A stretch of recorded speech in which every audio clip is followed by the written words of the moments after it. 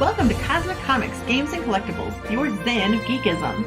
We carry comics old and new, magazines, toys, games like Pokemon, Magic, D&D.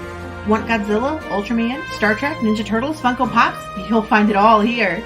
Shop our Cosmic Sound Room and pick up a record or two.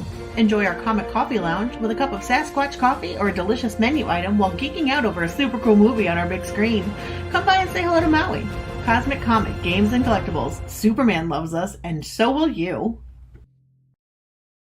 Hi everyone, Daphne Lage here. Join Nita Lanning and me on the Ragin' 2 the Vlogs show, where we talk about everything, nothing, and all the bits in between. Looking for hour-long conversations about indie comics, social media marketing, and crowdfunding, with the occasional rant and story time? Head on over to the Ragin' 2 channel on YouTube, Mondays through Fridays at 11 a.m. Eastern to join in the chat. Hit the button.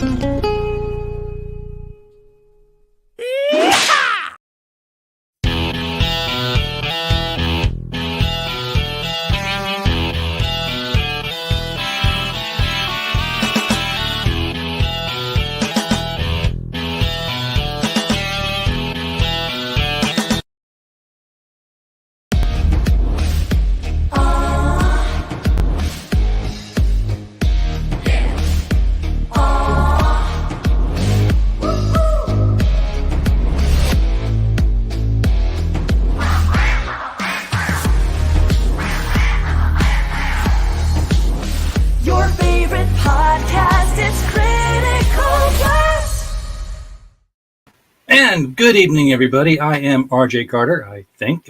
Still am Senior Managing Editor here at CriticalBlast.com, Chief Envelope Licker for Critical Blast Logistics, Myopic Proofreader for Critical Blast Publishing, and I do answer the phones for Critical Blast Consulting when necessary.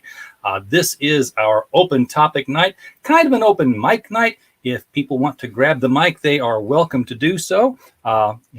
Just let us know. Say, hey, I'd like to come on and talk. We will get you out the link and invite you to the stream. You can get it off your chest, get it out of your head, do whatever it is you've got to do. Meanwhile, we have our regular group of panelists here on the Hollywood Squares show.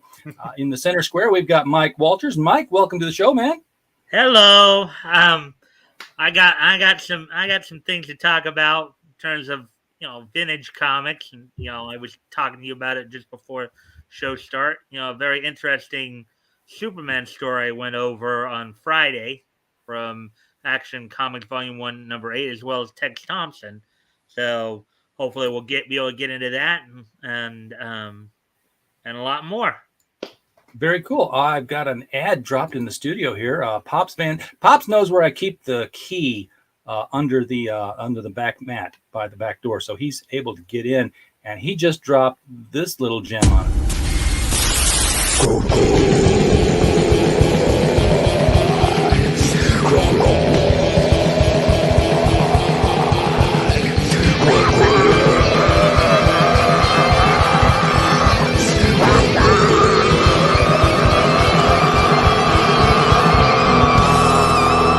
Come get some.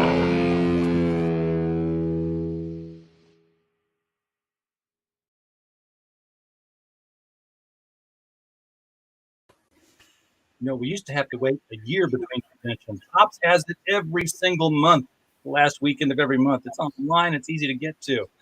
So thank you, Pops. I will put that spot up into our rotation through April here. Let me just slide it on up here into my little set of stingers. And there we go.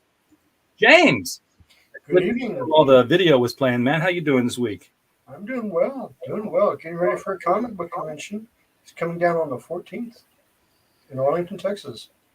Oh man, wish I could go. It's a little too far for me to get to right now. I understand. And I'm wrapping up some financial obligations here over this next month and a half.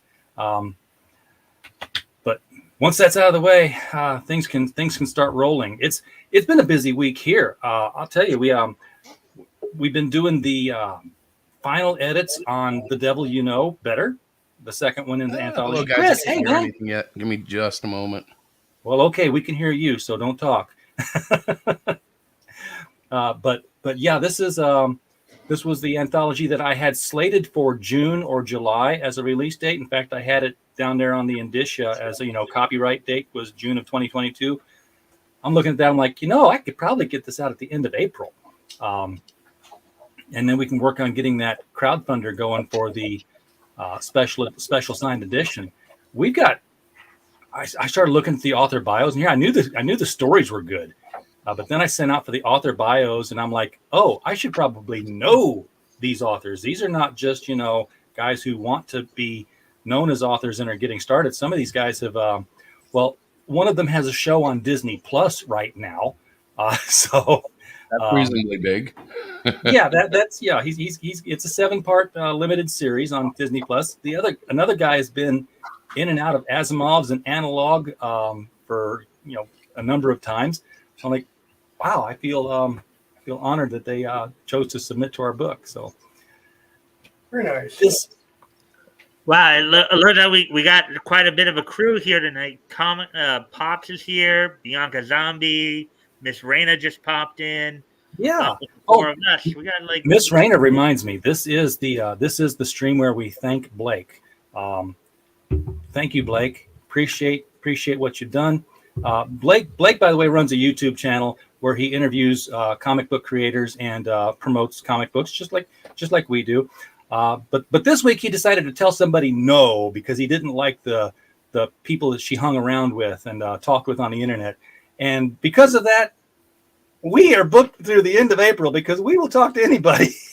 we got a lot of people signed up from the fact that, oh, I can't go talk to you, but this guy will talk to me. We welcome you with open arms at Critical Blast. We will talk about your book, whether you are CG, not CG, DC, Marvel. Yeah, come on. We'll talk books. We're friendly here to creators.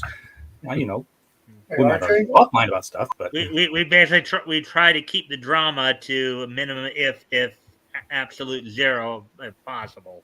I'm gonna give me full screen for just a second. Yes, sir. What you got? I have the first page fully inked of the Steins comic. I'm going to just debut. Oh, let's see this.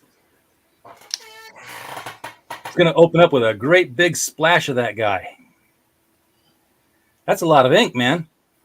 Yep. Yeah, that looks good. I like that close up on his face there too. But when I get the mailer going out by the end of the month, and by the end of May, we're going to do the campaign. Like I said, I've got Gabe Elseeb. He's going to be doing coloring for me. So, yeah, looks really good. Everybody's going together. Excellent. Let us know when that thing launches. The guy who left DC over the dropping of the American way off the motto there. Yeah. Gabe El-Tayeb. El-Tayeb. Yeah. He's doing lots of work. He's also doing Graham Nolan's two Manly Fist Tales. Yeah, and he's doing Aaron Presti's Wrath of God. So he's got quite a bit of things going on. And he's got his own book going, True Justice in the American Way. That's also coming out. Yeah. Yep. Chris, you have a campaign going. You want to share the link with that? Actually, I don't have it available. Let me grab it. I didn't load it up. Okay. You have launched, right? That's it. What's that? I didn't dream it. You did launch, right? Oh, absolutely. Yeah. Okay. In fact, I just got an alert. I think we just got we're at 65% funded now. Woo-hoo. Nice. Actually, yeah. Chris was also telling me the other day that he's actually prepping a trailer for me. Yes, I'm not quite done it. I was hoping you weren't going to ask about it yet because I know I keep promising it, and I'm like, oops. Hey, Well, there is- until you said I'm waiting on you one from said it Pedro. on Wednesday, Chris, I didn't even know you were doing it. Oh yeah, I've been working on it. I just haven't finished it yet. All I right, let wanna me see get over this. to your chat there. Let me see. Yeah. Yeah, Pedro Ang's doing me one for the Stein, so I'm waiting for that to come before we drop everything. Yeah, I just realized. You see, we were going to do a crowdfunder special edition for the Devil You Know Better, and it just came to me that I can't launch it until Pedro's campaign is done because Oh, I'm hosting Pedro's campaign, and I can't have two active ones. Now, once he goes in demand, it's All different ballgames. yeah. So that's, and I know he just entered the second 30 days, so it should be fine. It should be just fine. But I can't wait to do this. We're going to send out those book plates. Yes, Miss Rena. The title is in reference to Mr. Blake. I was thanking him for sending everybody my way and booking us through the end of April. that's what that was about. All right. Yeah, now it's all adding up. So Blake is just this YouTuber who interviews. It basically does almost the exact same thing you do, right? Does what I do. Does the same thing I do, but is more restrictive in his audience. Doesn't have quite the number. If you want to attack him on the amount of subscribers he's got very few subscribers. He's got like 100 subscribers. RJ, I thought And the same token, he's got 50 views, so his percentage of viewers to subscribers blows mine away. Hey, RJ, I thought you had me wrenched. If I didn't, I will fix that. Say something. Well, I thought it was. No, I tried to drop it. Did you see the link drop for the Steins in chat? No. Nope.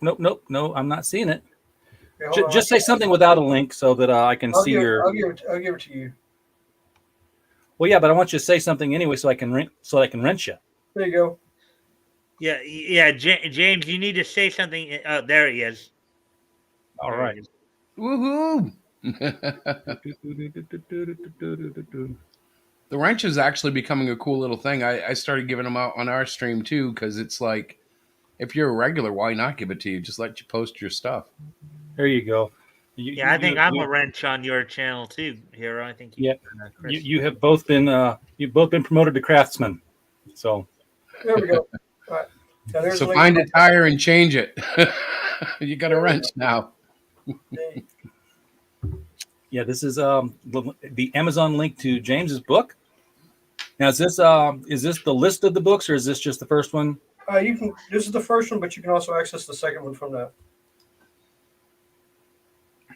You can access both books from that link. Hit that link up, people. This is a modern day monster story that. And the hardbacks are actually on sale for $11. Ooh, that's a good deal. In fact, you know what? Everybody's promoting their books, but me, and I actually have one. Well, I don't have a book to promote. I just promote my channel and the content. I usually promote more vintage stuff myself, but. Oh, speaking of vintage stuff, guess what was found? I'm listening. London by Night, Lon Chaney Sr.'s film. Oh, Been missing for like 100 years. Oh, They finally found a copy. Only one, but they found it. Now the thing is trying to get it restored because it's a carbon film, so the degradation can you get it out in the weather. It's been sealed for 100 years. You get it out in normal air, it's going to just crumble into dust. yeah. Oh my God, that's. I would hate to be the person Yeah, restoring that. That's like the film that everybody was London by Night. That film that they've been looking for 100 years. They finally found it. I don't know if Imagine that link being the works guy or who not, lost that. yeah. Well, they lost a lot of films back then just because they didn't think they needed to keep them. There's the link to the first anthology. I've been talking about the book that I've been working on right now, which is The Devil You Know Better. And that one is this cover right here. That will be coming out very soon. We're finishing up the layouts now. But if you are intrigued by that and you want to say, well, what was the first one like? Check out The Devil You Know on Amazon. It's on sale for $5.82 right now. So Is that hardback? no, it's paperback, but it's 400 pages. So let me ask a dumb question: is it available digitally? Mine is. Mine's available audiobook too. Yes, it is. It's available on Kindle. Because what I've noticed is I like comic books on paper, but I do like reading on my iPad. I don't like comic books on my iPad, but text I don't mind so much. Totally different dynamic, isn't it? Hey, George, welcome. Reading. Now, ready for the big Batman news. Tell us Batman news. Robert Pattinson says he's not making another Batman movie. He's done. Go out on top. Everybody knew that. Yeah, he said he's not going to do it. Oh, Hi, Diana. I know her. I hope in the biblical sense, probably. Absolutely. So yeah, that's the news that dropped. So That's crazy. The guy bitched and complained of his first experience. well, I mean, if you're making that kind of money, I would complain too, but I'd still come back for a second one. Yeah, that's. I mean, Well, when that thing still, hits, I mean, there's a long time between like now and when they need a sequel. They might, Oh no, Hope that checked out. they're trying to rush it because they're afraid the Flash movie's going to tank. Oh yeah, that's gonna. It could be a negotiation tactic. Yeah. yeah, it very well could be. I mean, when that thing hits HBO Max next week, it's just going to crash the internet. I saw it. I saw the movie. I think it's really good. I guess there are people who saw it and didn't like it, but No, I'm going to say this: the Penguin was fantastic. Yeah. The Penguin. It's like 1992 all over again, but it's not Catwoman. It's the Penguin that steals the movie. yeah, and nobody was grotesque or cartoony. No. They- I'm just saying. I thought they did a good job with the character designs. I had no problem with the character designs. The only thing I had a problem was Bruce Wayne. I didn't even have a problem with Bruce Wayne I did, because because I'll say why. He's I'll be supposed right to be back. this playboy. He's supposed to be this. Even in year one, he was a playboy and everything like that. But you couldn't tell him and Batman apart because they're both moody and dark and gloomy. And I was like, that doesn't fit right. yeah, and in this Batverse, I don't think he's Bruce done the Wayne was, Playboy yet. but Bruce Wayne was gay in this movie. No, No, he wasn't. Yes, he was. I Was can prove it. I can prove it. Prove it. He wore makeup. Oh my gosh, you're right. You want to know? You want to know Right. something? Michael Keaton did too. Yeah, But you never saw his dark eyes. not when he took the cowl off. Yeah, especially when he ripped the cowl off for Catwoman. All of a sudden, all the makeup was gone. Well, no, That's because he's a very efficient kind of guy. So when he puts the cowl on, there are cold cream wipes right there at the neck of the cowl. So when it comes up, it wipes the eyes as The they back go by. cream. Yeah. Yeah, He back exactly. creams himself.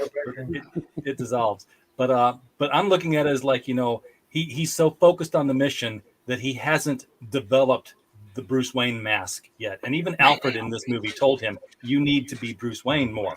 You need to be publicly visible. So I still I haven't would have seen it, hoped but I that would will. have been an evolution in the character. You still haven't seen it, Chris? No, it's funny. We did do a big date night this weekend, and it ended up being a trip to Home Depot. So like that's where we're That's a at. date. My wife wanted to get flooring, and so that's what we did. And it was still cheaper than going to the movie. Heck yeah! Heck yeah! Oh, I stopped I'm in sorry, I couldn't Springfield. resist that. I had to do that. I stopped in Springfield, Missouri because I was traveling that weekend. And I was like, I'm not going to drive all the way back down to Fayetteville and then watch a 3-hour movie. If I'm, middle of the day, I'm in Springfield. And it was Sunday. So I went and I was like, hey, can I get any of those Batman popcorn buckets? They said, yeah, if you'd have come on Friday and got here early. Those things sold out. And that was, sad to say, it was a major reason why I stopped when I did, because I wanted to get there before they ran out. But Yeah, I'm not a popcorn person, not anymore. After I saw it. I'm not either, but I wanted that bucket. What Yep. what on the Home Depot really excited you? Me Power personally, tools. I dug the wood laminates. They were so hot. The streaks in those. No, but it was funny because Diana says, like anytime we go out, it's a date, and she's right. Like if we go to the Market Basket, the grocery store, I'm like, babe, this is a date. This counts. Don't take this off the calendar. I'm getting a star for this one. We went out together. We used to go to Home Depot, and I would, when my son was just an infant, and I'd run him over towards where the ceiling fans were because that was entertainment then. It was like, All the pretty lights. yeah. Well, we did buy a table spinning. saw, which was kind of exciting because the wood is being delivered, of course, or the flooring. And we don't have a good saw, and we decided to install it ourselves because the national installers were quoting us $26,500 and $21,300 or some crazy prices, like thousands of dollars, tens of thousands, 21,000, and I'm like, no, it's 21,000 do how much? How much? under 1,500 total. And my mouth dropped to Oh, the you're floor. doing the whole house. Yeah, but we're What's the talking deal? laminate. Like, this is almost as easy as Legos. Well, And I yeah. used to do flooring, and I'm like, you want something like $30 a square foot to install plastic flooring on my floor? No. So after I showed Diana a couple of how-to videos, we decided to do it ourselves. It's going to be very easy. You are going to video this in segments and put them all up Oh, on your yes. channel, right? Absolutely. Demo Diana. You work on a logo, an intro trailer. Just build that up. And Yeah. his titles is going to be Family Fun Night, Part 1. Well, it's Well, really cool. I can't wait to see the trailer Chris is doing for me for my. I got to tell you the truth, brother. The hardest part with you is finding the right music. So while we're live and talking, what is your preferred genre? Because every time I try to put you to my thrash metal, it doesn't look right. What about the Three Yeah, Stooges? I mean, like What for about me, the I Three Stooges? well, I tend to be more of a soft rock kind of guy, but also I do listen to a lot of anime rock. But I mean, Ooh. I know putting How music. far back are we going on this anime rock you're talking about? Well, I listen to this one site called Otaku No Radio, which has a lot of stuff like from the 90s and 2000s, I think. From that. Oh no, I got something that may be right up your alley. Hold on. But Before you play it, James, let me know because I'll turn on some of this background music here, and that throws off the YouTube algorithm checker thingy. Hold on, I gotta find it first. Even if I turn it like almost all the way down to inaudible, it's still there. The system hears it, and it's like, oh, that's not, that's Some sort of weird sound. I know a big part of the thing with RJ? me too, with putting music to what I do, because I'm more like news commentary type thing. It's like, Hold on, let me see if I can share this. I can hear it.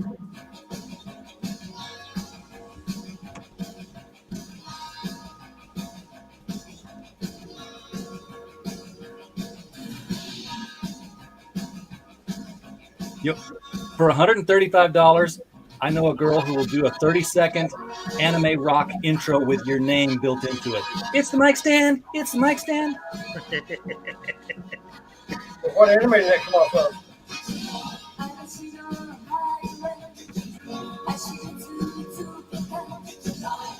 I'm thinking Dirty Pair, possibly. Nope, wrong. I'm not sure. I mean,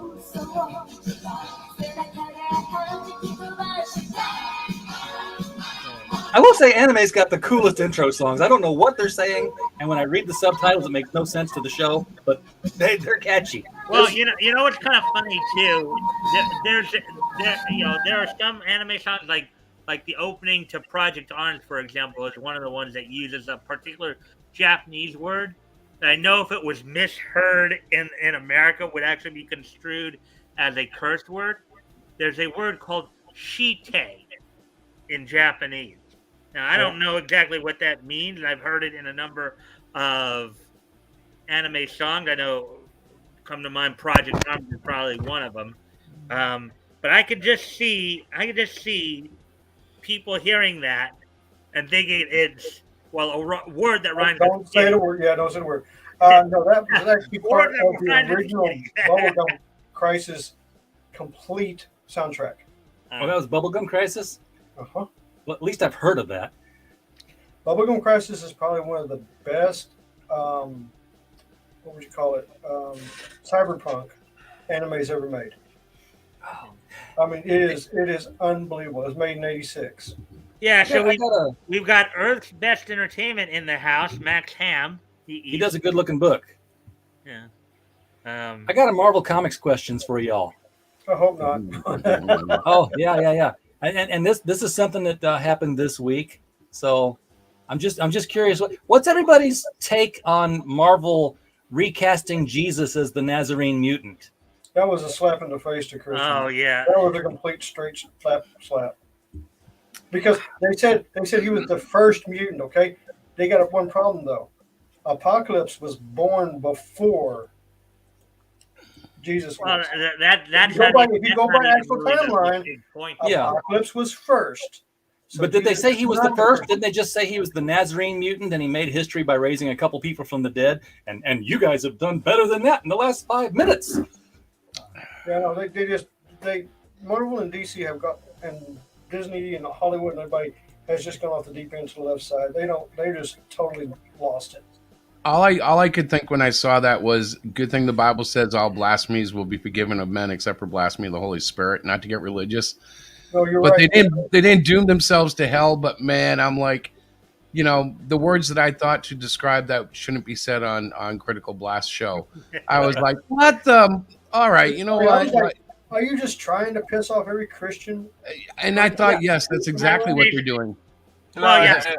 No, I mean, even when Yellow Flash was cut, because Yellow Flash did a video on it as I've well. already seen that one. Okay, but One of the points he was making about it too was that what a lot like Marvel, DC, and a lot of these lefty companies do, it's okay to go after Christians like this, but if somebody did that, let's say to like Muhammad, it's irrelevant. Like all hell would break loose over it. It'd be it's irrelevant.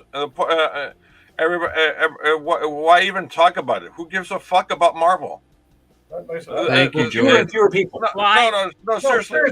Think about it. Okay, Marvel Comics is a piece of shit company. Okay, why even talk about it? If you do not talk about it, you do, what is it? What did they do to Worf when he got discommendation?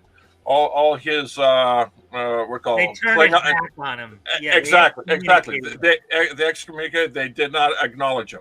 Worst thing ever. That's what you do with Marvel. You don't talk about it. Don't give a fuck about it. People are going to talk about it for a little bit. That's the stupidity. Same thing with the Oscars. They did a stage show. Everybody on God's green earth has been talking about it because they had to get their ratings up. Yep. I mean, I'm serious. That's what That's it was. staged. It was staged. It was. Because here's the thing. They already said, ABC said that if the ratings were not up this year, the Oscars were done. They weren't going to broadcast them.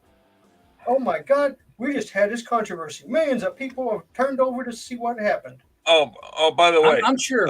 What I heard that's, what's his name? The guy who did the slapping? Yeah. Okay, yeah. Listen, follow this. So he says, "I'm sorry," and then he says, "I'm voluntarily, removing myself from the academy." Right. And then you hear other studios say, "Well, we're voluntarily kicking, and we're not going to work with him anymore." All that stuff. You know what's really going on is, Will Smith has seen the tea leaves in terms of Hollywood, and no one gives a fuck about the actors anymore.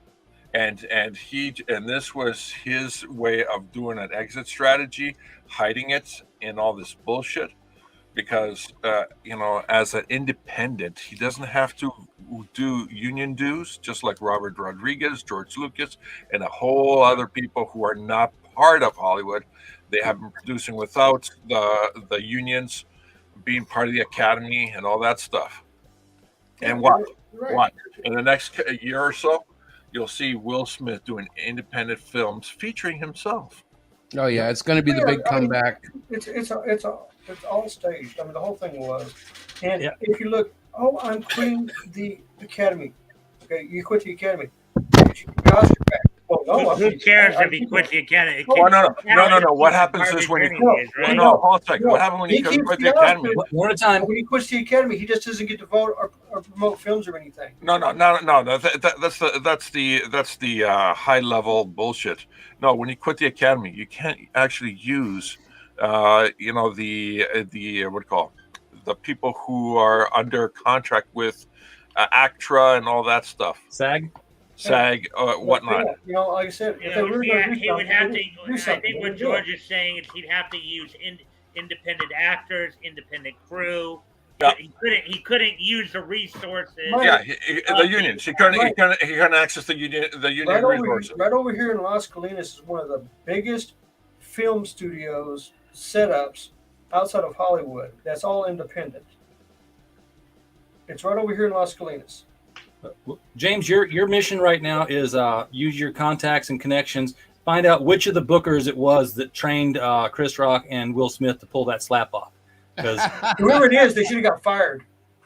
Well, they didn't do it well enough, did they? No, Well, they the- did. the- I mean, the- when I saw it, when I saw the video, if you watch, number one, Chris is not standing in the right place.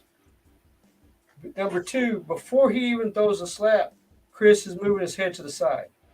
Yeah. Number three, Yeah, we did that on the channel when he Jim does the was. slap, he's not set. He's on the wrong foot, and he only catches him about his fingertips. That's why, if you notice, they're only showing one video. They're not showing the other sides of the video. Like There's that's a 5 slap that cameras. didn't have any inertial reaction. The It other didn't thing- push him back at all. No, the other thing is, if you listen to the sound effects, they played a sound effect of the slap. They played a punch, not a slap, when he did it. There's a big difference between the two. Well, that part could be because the impact happened close to the microphone that No. Chris Rock had. No. Just, George, it's a completely different sound. A slap and a punch is a completely different sound. Oh yeah, I It was know all that. set up. So you're saying there was a sound well, effect played okay. over. Well, it could be that's what's his name? What's that guy who did the slapping? Will. Will Smith. Smith. Will Smith. It could be that he just has a very weak, Yeah. rubbery hand. George, let me kind of remind you a little bit of who Will Smith is. I don't care. No, don't remind us. Okay. No, it doesn't matter. He was the Fresh Prince of Bel-Air. It doesn't okay? matter, Mike. Mike, That's not who he is, anyways. Y'all got it wrong. He was Hancock. yeah. Yeah, he was Hancock. And not only that, he portrayed Muhammad Ali. He actually took boxing lessons. But I don't understand. If he's going to insult your wife, why would you go up there and do a little bitty tap, slap, not deck him in the jaw? She didn't even pat him on the shoulder when he sat back down. It's like, Oh, but- it's like, but- but- go somewhere. Have you seen the video that came out while the break was going on? But here's the That thing. video's hilarious. Yeah, Because it is. all the producers and everything and are down there talking with Jada and Will, and Chris is like 10 feet from them. I mean, he's like right there. I mean, they're not separating them or nothing. They're just all sitting there together. I was like, wow, this is all staged. But gentlemen, one thing about getting a slap across the face, your body goes into a total paralysis of weakness. Yes. You will not be able to stand as rigid as Chris Rock. Yeah, exactly. No, He was had not. no. He was fine. Listen, I know firsthand when my mom slapped me across the face when I was being bad, right? It just, like what just happened in the video. I was not standing. You felt this electric. You feel this electric shock that goes right across your body. That kind of shock to the system. You can't stand on it. Whoa. I don't know what's going on, Chris, but I had to mute you for a second there. It looked like your mic was being dragged across gravel. How's it sound now? Okay. No, I'll put it like this. I've taken a slap from Minoru Suzuki, okay, and it literally knocked me off my feet. Okay, that's a guy you don't ever want to get slapped by because he will take your head off with a slap. Hey, speaking of Minoru Suzuki, James, Yes, I know. At midnight tonight, he's wrestling right 10 minutes from my house, so I'm going to be there. Yeah, I was gonna say you better be there. You know, he won the ROH TV championship Friday, right? Yes. Hey, dude, he's going to be like, dude, everybody, all these matches and stuff that everybody's been seeing on TV has been right down the street from my house. Even WrestleMania is 10 minutes from my house. Sweet. You should be doing a wrestling show. Did you know the Suzuki guy was a spelling bee champion in his high school? No. Oh God. We're waiting. No, I'm just saying, these guys. I can come up with stats about, too. You know, woke Hollywood and woke comics and stuff like that. For the last few months, we've been talking about, you know, Tom Taylor and what he's been having. Superman. You know, I guess I don't even worry about. I'm going somewhere with it, James. I'm going somewhere with it. This links into his show last Friday. Yes, because we've been talking about how, you know, Tom Taylor's been pushing the whole idea of Superman being the protester of climate change. Well, I went through a story on Friday, right, from Action Comics Volume 1, Number 8, where Jerry Siegel and Joe Shuster had a very different take on how to deal with societal woes. In which, you know, towards the end of the story, Superman raised, R-A-Z-E-D, a slum to force the government to raise, R-A-I-S-E, a new and better housing. You know, because the whole theme of the story is that basically slums lead kids down the path of juvenile delinquency. It was a pretty good story. I mean, Superman reformed a few kids, knocked down. We even got into a bit of a debate over the efficacy of what he did, because all Superman did was just basically knock down the tenements, and he could have because I know a lot of people, including Yellow Flash, have said, you know, Superman is powerful enough to where he could deal with climate change in one fell swoop. He could look. I disagree. Superman has never been for climate change. In fact, Superman doesn't even give a shit about the environment. I'll tell you why. He hasn't given a shit about the environment since he first appeared in 1938. Okay? Every time the guy moves at the speed of sound or the speed of light, he puts damage into the atmosphere in such a high degree. That wasn't the point I was getting at.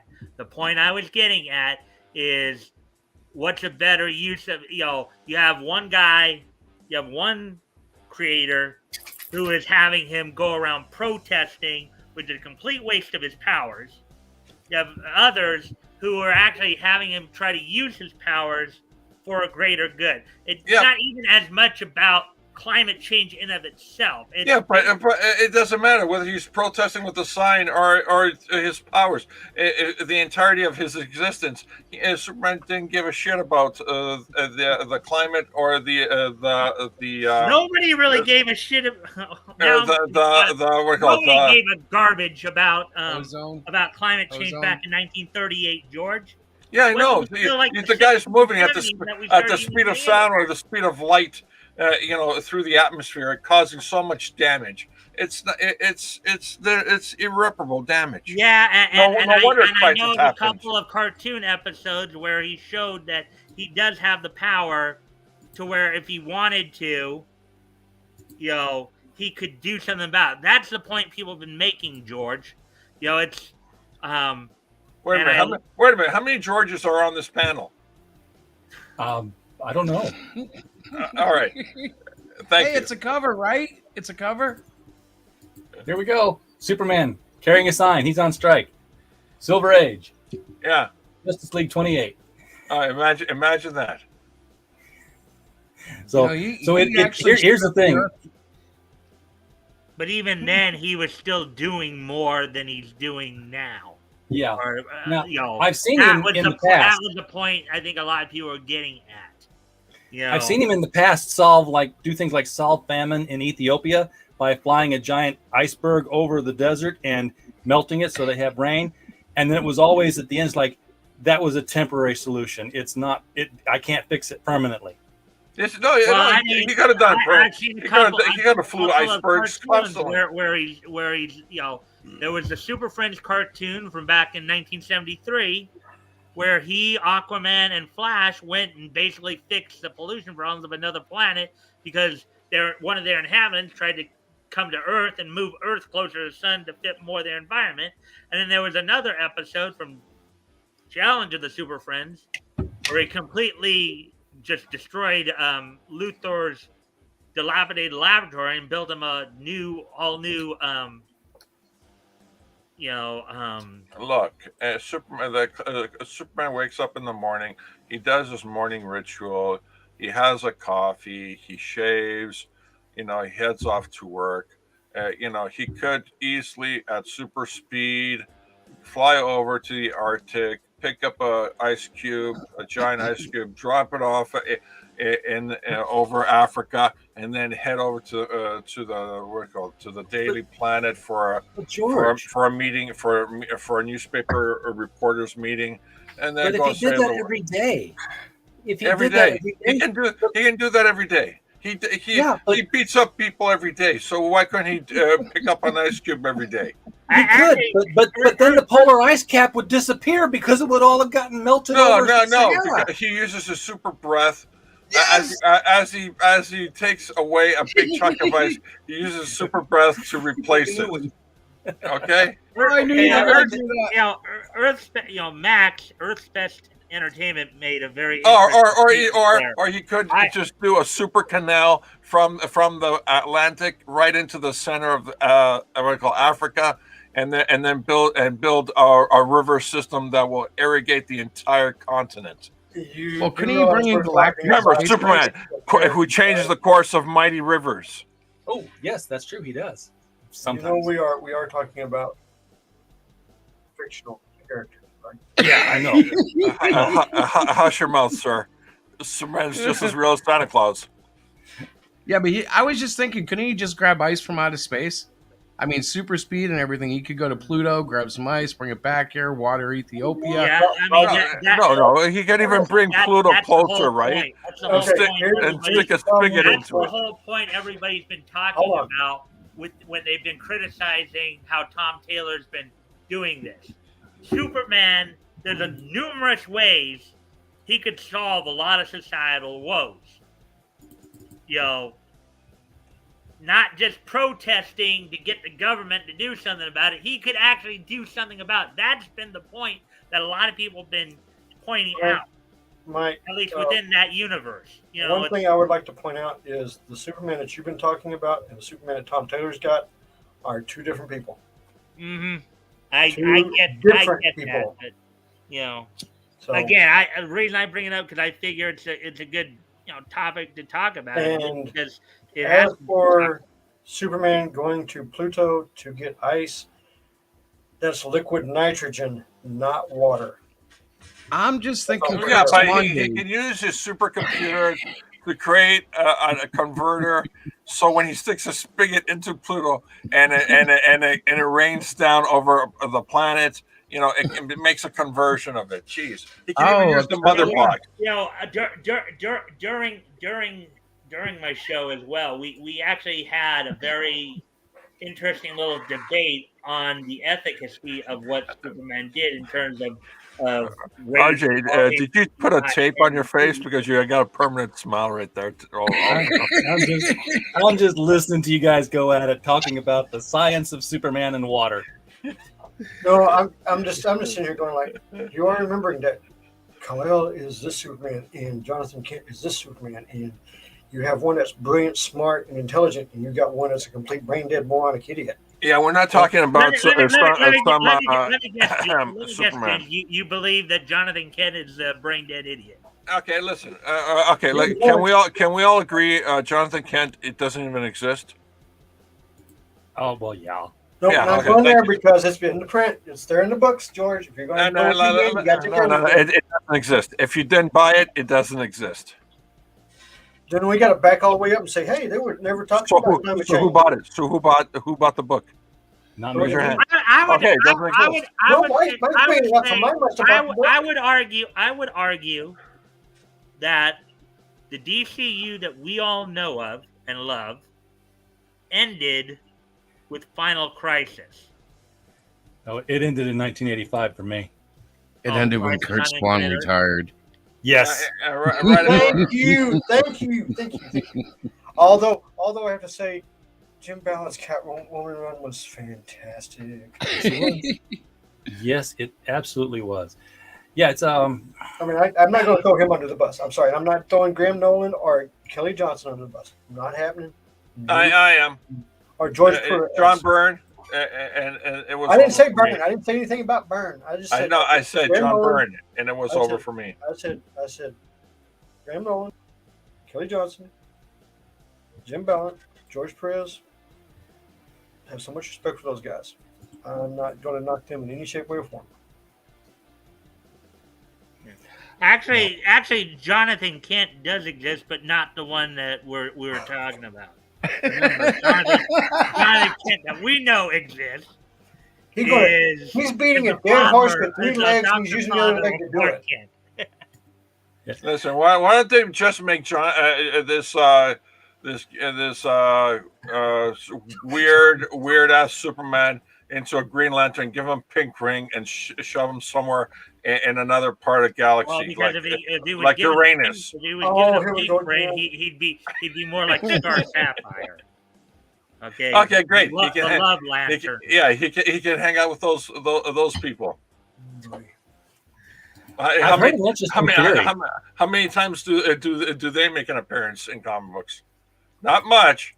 Well, actually, there was a story arc. Oh my god! All the different colors. You had the Rage of the Red Lanterns. You just had to say something. You had the Yeah, I know. That's the part. And Superman has been exposed to pink kryptonite before in a Peter David story, which apparently was canon. But I did hear an interesting theory that this boyfriend of Jonathan Kent's could actually end up being a villain. And it's an interesting theory. They're basically saying that everything that Jonathan is doing right now is because this character is manipulating him. Gee whiz. I'm not reading it, so I don't care. Yeah. So wait a minute, it wouldn't be Jonathan's fault? Yes, it would be actually. I don't understand these storylines. I'm I too mean, old. I'd like to have 3 Considering how issues the of that sales- Superman story. how the I sales messed it of up Son so of bad Kal-El that Tim Taylor couldn't figure out how to fix it. dropping like a rock. I don't know if a whole lot of you will really give a hoot. No, I'm serious. I'll tell you exactly what. Dude, be so bad. Look, Oh, this is everything's so going. Much, dude, be so much tropes in this thing. And fan service. Oh man. There is going to be what the DC Comics continuity that exists right now isn't going to exist next year. That's true. It won't. DC's not going to exist next year. Where they're going. The way they're going, probably. The But whole company won't be around. Well, wasn't it Young Ripa who started calling DC Dead Company? I think it was. When Yeah, you there is. get kicked out of your offices because they're using it for something more important. Oh yeah. You know what? You know what the got office? evicted. You know what they're using the office for? I'd love to know what are they using it for. Okay, all that extra space, they're giving it to a homeless shelter. Really? Are Yeah. you serious? Yeah. You're not giving a Georgism on us right now? No. See, they are in the 5th and 6th floor, right? Not So, right. so the homeless people Not that building. the No, homeless we don't have have to that go through building. the That's concierge. Real estate. They have to go through the concierge, use the freight elevator because they stink, and go up to the 5th floor to do Okay, a wash yeah. up, and the 6th floor to sleep, and and live. I'm watching. Because, you know why? You know why? Why? Because in California, and no one wants to live there, so there's a lot of extra space to live. Well, I know if I had the means to, I'd get out of California. I live. Why not? Well, it's kind of ingenious if you think about it. They're basically taking all the shit that's on the street and putting it into the buildings. So the streets will be clean, pristine, but the buildings themselves will be shitty housing complexes. I mean, Back on the DC thing, they went to a smaller building where they're actually having to share workspaces. Yeah, I've Now been in that those means, places. now I mean, we're talking business wise. When you're having to share workspaces, And that's your socialism. your company is in a lot of trouble. Yeah, it's socialism. The It's called, environment you don't socialism. have any money. It's not socialism, George. It's called you ain't got any money. Well, yeah. What do you think socialism is? Yeah, when we start socialism, you have no money. That's for sure. Yeah, But you got no money. You have to get in And- line for the and- coffee machine. You have to get in line for the fax machine. You have to get in line for the boardroom. You have to Yes. get in line for to even meet somebody in the front lobby and pretend that secretary there, who's actually being used by everybody, is your secretary. What I'm getting at is, be serious for just a minute, okay? What I'm getting at is, Warner Brothers has no faith in DC. No. They have, the only thing Warner Brothers right now wants is the IPs. That's it. and they don't want Superman IP because they got to pay for that now. Well, Apparently, you know that Superman, okay, you saw the new headlines now that Superman, when they do the reset with the Ezra Miller disaster movie, they're going to kill him again. they're going to kill him. Harvey Carville is no longer Superman. They're going to focus specifically on Supergirl. And that will be the death nail for the DC cinematic universe. We don't Yep. know. Hey, Especially RJ, since Harvey Carville wants to play Entertainment Superman. has another interesting comment about what we've been talking about here. About fictional characters. Well, yeah, we do connect to them like they are, and more. We do more than connect to them. We take ownership of them. Yeah. Even though they're not ours. You got to realize. One of the points about what I'm doing, because I was trying to do this more just with DC, but one of the things that I try to do with my Friday broadcast as part of that is to make you feel like you want to be there, because I'm sure that many of us, when we grew up, whether it was reading the comics or watching the cartoons or whatever, we at one point in our lifetime wanted to probably hang out with Superman, with Batman, with Wonder Woman. No. We don't now. I got a counterpoint, and it'll blow your mind. You guys have sent me through a bottle of beer and water. All right, I got a counterpoint, and it'll blow your mind. Everybody, DC Comics, Marvel Comics, all the comics of the years when the stuff started in the 30s, 40s, 50s, and 60s, they are our original D&D game. We would treat them in that respect. When D&D came out and it became very popular, all it did was tap into what already existed. People were saying, "Oh yeah, Superman is faster than Flash." Yeah, no, but the Flash can actually outrun Superman. Superman can fly faster, but not run faster. We had those conversations and stats constantly. We were playing that kind of stuff, D&D level strategies before D&D existed. Yeah, we were. That's the beautiful thing about imagination, George. Yeah, exactly. Because these characters were our characters. Yes, we lived with them. We played. George, we have you ever seen this book? Well, what is it? Help me. Let's make it big so we can all see it. Pull back. Further back, a little up. Rotate to the right. Stand on your head. I'm not going to cover my face, George. Have you ever seen this book? No, I am not aware of that book. I don't know anything about it. Please tell us. This book actually has all the stats of all the characters of DC. What year did it get printed? Let's see, what year is this? 1992. I haven't seen that one, but I have the original box. I'm talking about the way of life long before that. Okay. You brought up DC. You brought up D&D. Yeah. And they put out a book to combat D&D. Yeah, and I know that, but I'm saying that we already were, experiencing D&D. Before D&D, we were already D&D. The sensation of role playing through our knowledge of our fictional heroes. Yes. Like when our big thing when I was growing up, it was all Marvel. Like I remember the biggest argument we had, and Marvel kept settling it, and nobody wanted to agree with it in my group, was the Hulk would just crush the Thing. We always had this heart, like No, I think Ben Grimm just is getting the raw deal. He could, and of course, the Thing never did beat the Hulk, really. So it's like, yeah, Right. no. You always refer to the Hulk getting stronger the more he gets angry, and then someone says, "Yeah, but what if somebody tickles the Hulk? He's no longer angry; he's happy."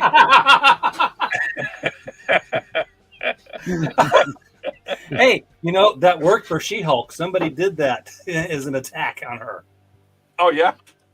Yeah, I'll find it for you. I will find it for you.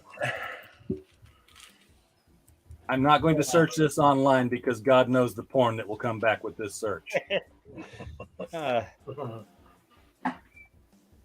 apparently Earth's Best Entertainment thinks that we've been fun, so that's good. But but we're talking about ownership of characters. That's why we're independent creators. When you sit down and you decide that you're going to write something, and I'm taking myself for instance, you start off with one character.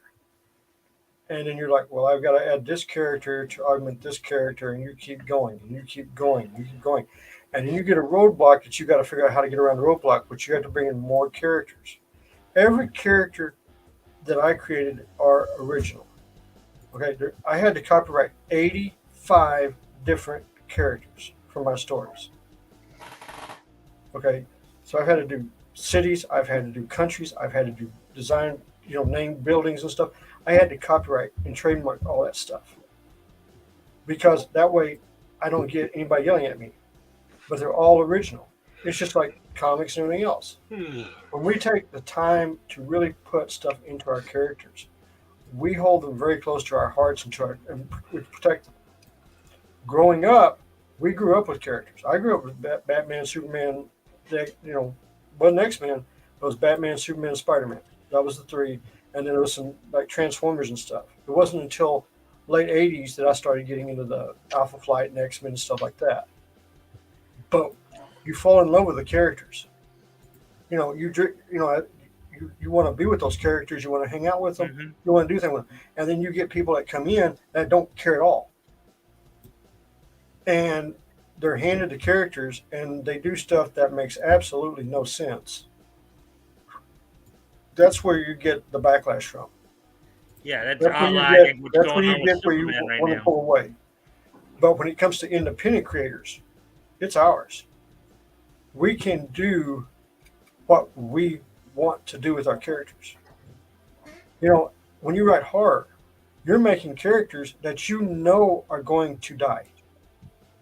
They're going to be killed. The object is to make that list of these characters right off the bat before you start anything are going to be the ones that's going to die. I got to figure out where I'm going to put them, where I'm going to need them, and how it helps with the story. You just don't kill somebody to kill somebody in a horror story. You put them in there to forward the story. That's what makes a good horror story. And once you get that going, you have a good story.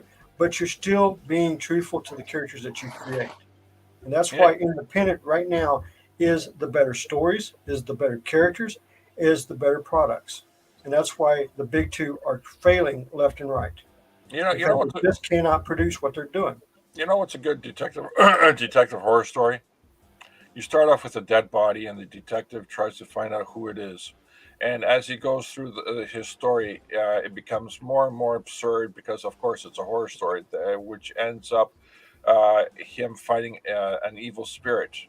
And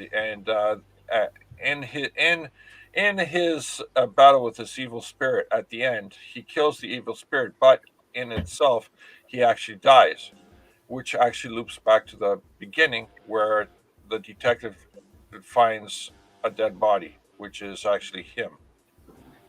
You're doing a time loop thing. Oh, it sounds like no time loop. No time loop involved. Sounds like Sixth Sense. No time loop at all. He just keeps dying. George, have you seen Sixth Sense? No. Bruce Willis? Nah. Why would I see something silly like that? Where he dies at the beginning? Nah. No, he was dead the whole time. He's been dead the whole time. Like I said, Where he dies at the beginning? No. Just like premature. So So George, this is that She-Hulk page I was telling you about. This is canon. She's I think this is one of Arcade's robots. Where's But the it's tickle? like, oh well, that happens after she gets bonked on the head here, and she's like, "What's next? A pie in the face?" And then this happens. So Oh, a rotating feather, which tickles her, and she. yeah, so yeah, there's how you take out She-Hulk in a fight. She's no longer mad, so she's not as strong as she was before. Yeah, just like a woman, you know. Exactly. You take her down by tickling her. and yeah, that was a search that required not being on screen. Yeah, can we all have a moment of silence for RJ as he because we can only imagine the stuff that he had to wade through. Google's Oh, already the German videos, the Polish images. what do you mean German and Polish, dude? There's a bunch of Americans that are doing crazy stuff like that now too. So don't even go there. Japan still outdoes us in that regard too. And also the Chilean, crazy stuff on the internet. Oh yeah. Oh man, yeah, crazy stuff. Wait, Actually, let me we move the spoiled it for conversation on a little bit here. Still going back, of course, to classic stuff because I know RJ yesterday did a video with Glenn B. Fleming. Yep. In regards to Jack Kirby. One of the points I was making to James and RJ earlier was as part of my historical comic retrospect. I've actually had a chance to read over one of his first features. This is before New Gods, before Fantastic Four. He along with Will Eisner were both involved in Fiction House publishing. You know, some of the work that they were bringing over from WAGs over in like England and Australia, but also under the pseudonym Kurt Davis, Jack Kirby was writing a feature for Jumbo Comics called Weird Stories of the Supernatural, The Secret Diary of Dr. Hayward. That's pretty interesting as well. It's kind of a sci-fi noir type, Yeah, he was doing like romance comics too in the early days. Mm-hmm. But he was doing them under those pseudonyms, which makes it harder to find. You got to really be a Kurt comic Davis, book Lou historian. Fine, Jack Curtis, to name a few. So, Well, if you want to have a really fun one, Jim Davis, the guy that created Garfield, Yeah, you did know he did a couple of issues of Hulk. I did not know this. Yeah, he did. Under the name Jim Davis? Yes. He really as a did. writer or as an artist or Artist, as an artist. both? Really? Yes, he filled in. I don't know the whole story. It sounds like either it was a good friend of his or somebody got sick and they couldn't draw and stuff like that. So they're like, "Oh, we got to make the deadline," and he hopped in and helped him out. No kidding. So yeah, Jim Davis is actually drawn, other than Garfield, Incredible Hulk. and another little note here: Robert Roberts, who's been with us in the chat here, was also there Friday when we were going over the Superman story. Now, Of course, here's the another. other big story I went over too was the Tex Thompson story, Dr. Ka-Chung's Ape Army, which covered a classic trope from back in those days. The idea I said earlier of the human brain being transplanted into an ape. That one was pretty interesting as well.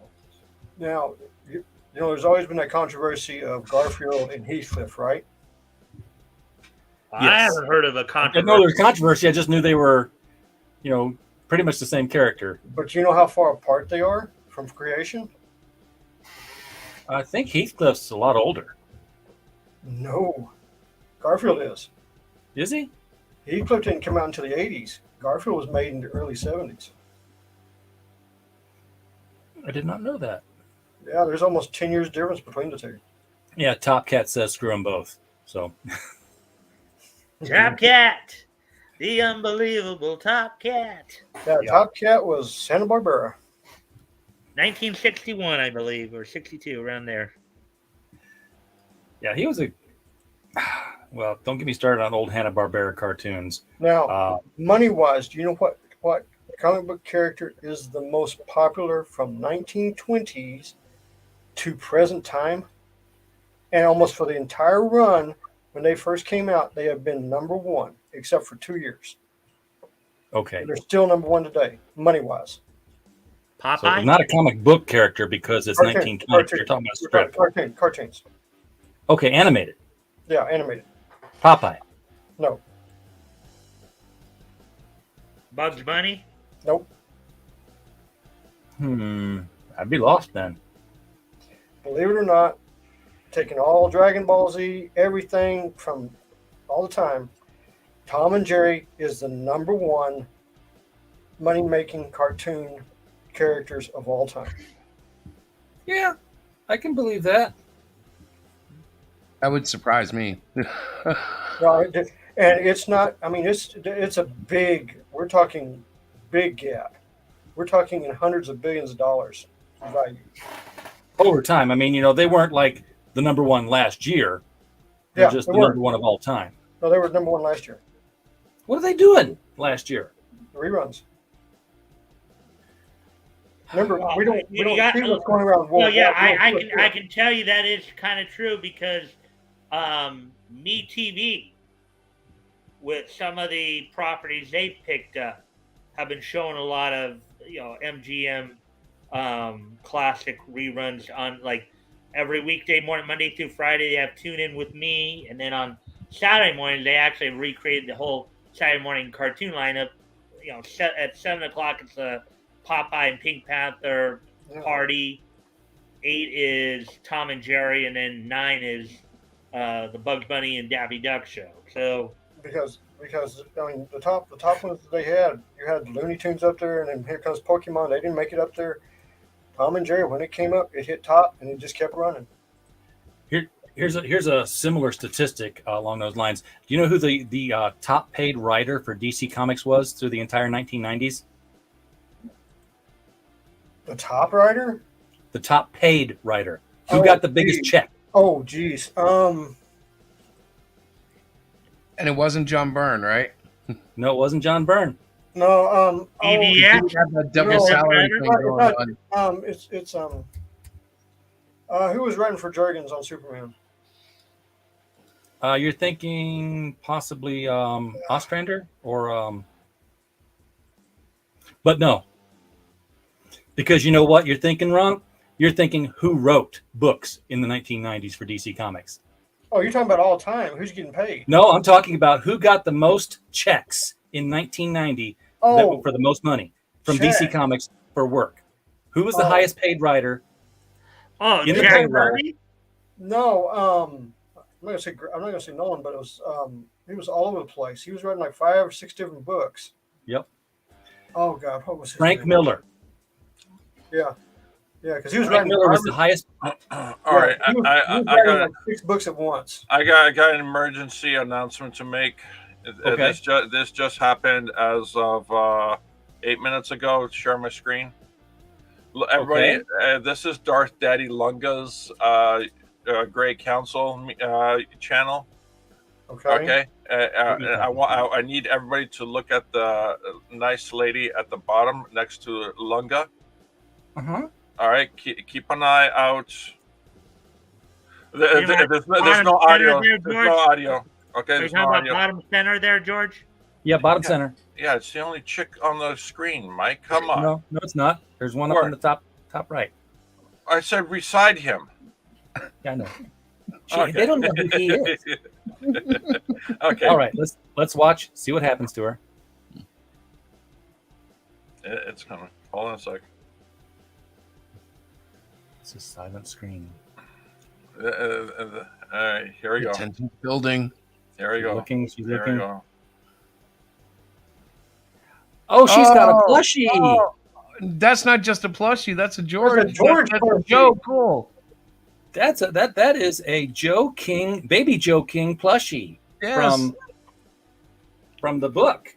That is cool. Congratulations, George. Yeah. Thank you. I didn't even know I was a father. That is very cool to see. That's worth interrupting here. You see. She's not holding her husband's plushies. She's holding my plushie. That's right. Yeah, You got the cute plushie. and my plushie's got more action than Darth Lunga. And my revenge for Lunga is complete. Based on what you're saying there, George, is that Dan Lunga's wife or whatever? Yes, it is. Okay. Very cool. My revenge is complete. Well, look at that! Look at that! Look at you! Like, how she's can just you? snuggling that thing. It's. I can't advertise anything better than that. I mean, Well, this look over. I got a DM from Lunga. I got a DM from Lunga, and he told me that this just happened by accident, and she's just totally cuddling up to Joe King plushie. Now, see, I knew about these things, but I was supposed to keep it Lunga, as secret. you call him, is he to her left and to our left, Yes, her left. or her right, our left, basically? Yeah. Boy, we thought Will Smith There's was nobody to humiliated. her left, her right. There's nobody on the other side of her, so it's kind of narrowed the choices down. Yeah. Well, I'm looking at him. He kind of looks kind of like miserable to begin with. Well, he is miserable because he wasn't supposed to show it off, and he's married too. Yeah, because you told me to keep it secret. Yeah, I know. Doesn't this make him the Will Smith of indie comics now? She has just embarrassed him terribly. She's embracing Joe, and he's just like miserable. His plushie is behind him. You may have to watch out, George, because for all you know, he might decide to come after you for making goo-goo eyes at his wife or something like that. The next thing to be in demand is going to be those Joe King waifu pillows, man.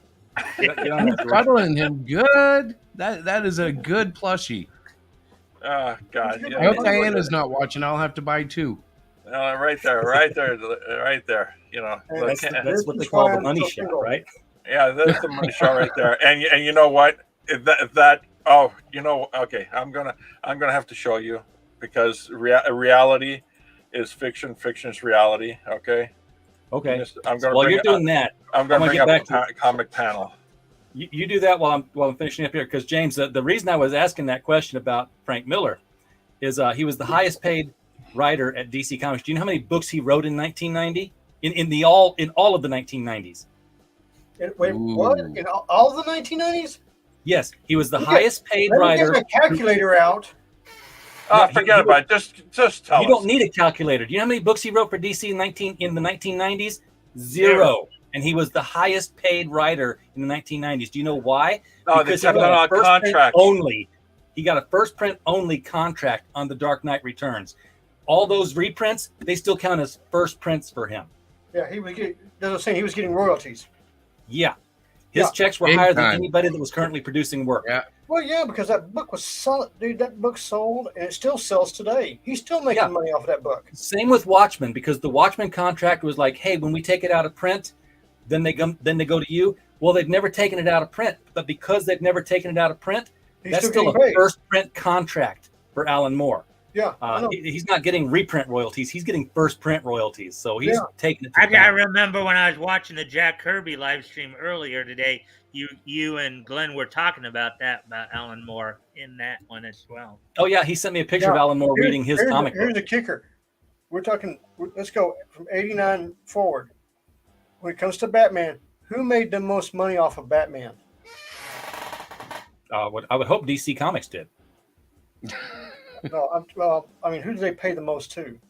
Oh, in the 90s? I don't know who would have gotten the 90s biggest checks. And he's still getting paid today. Okay, tell us. Jack Nicholson. Oh, I'm thinking comic books. Yeah, because he put he said, give me a share. He gets a percentage of all Batman sales. Yeah. Didn't he just get him off that movies and the ones related to the movies? No, it was toys and comics too. Oh, that means he's getting them from all movies forward. Yes. Oh, geez, the man's a genius. He knew the franchise was coming. Yeah. His contract specifically says that on everything that's Batman, he gets a percentage of sales. That means all toys, comic books, movies, cartoons, anything that's got Batman on it, he gets a percentage of. Wow. Yes. Speaking of prolific comic book creators, going back to Siegel and Schuster, at towards the end of 1938, where I'm covering them at, They're all broke. they're all broke now. Yes, okay, but at the time in 1938, they were basically producing 42 pages of work across 5 features over 4 books. Superman 13 pages in Action Comics. Slam Bradley 13 pages in Detective Comics. Bart Regan's Spy 6 pages in Detective Comics. Radio Squad 6 pages in More Fun Comics. And Federal Men 4 pages in Adventure Comics. So they were. I thought he was going to be stumped there at the end. No, I thought the way you said they didn't make that much money back then either, George. I know, George. Oh, George. Well, I'm not talking as much about money. I'm just talking more about just the part of George will now be played by Mike.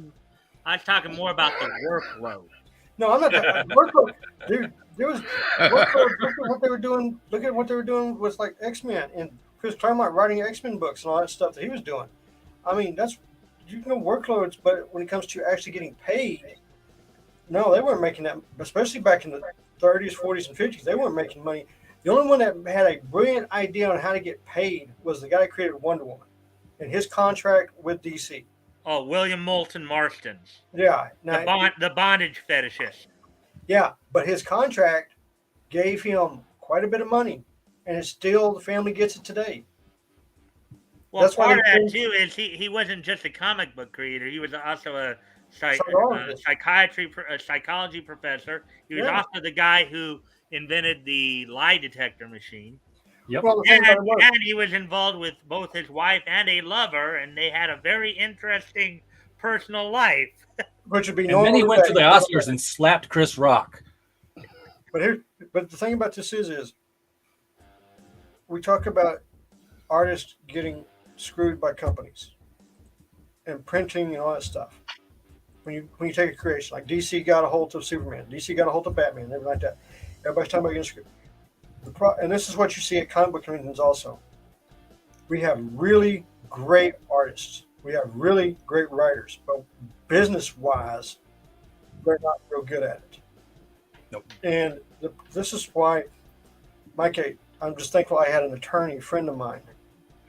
When I started going through looking for publishers for my books, every contract I got, my attorney looked them over before I signed anything. That's why I'm making the money I'm making, because he found the best one for me. There was one that promised everything in the kitchen sink. I'm talking a 10-person advertising crew, everything in the kitchen sink.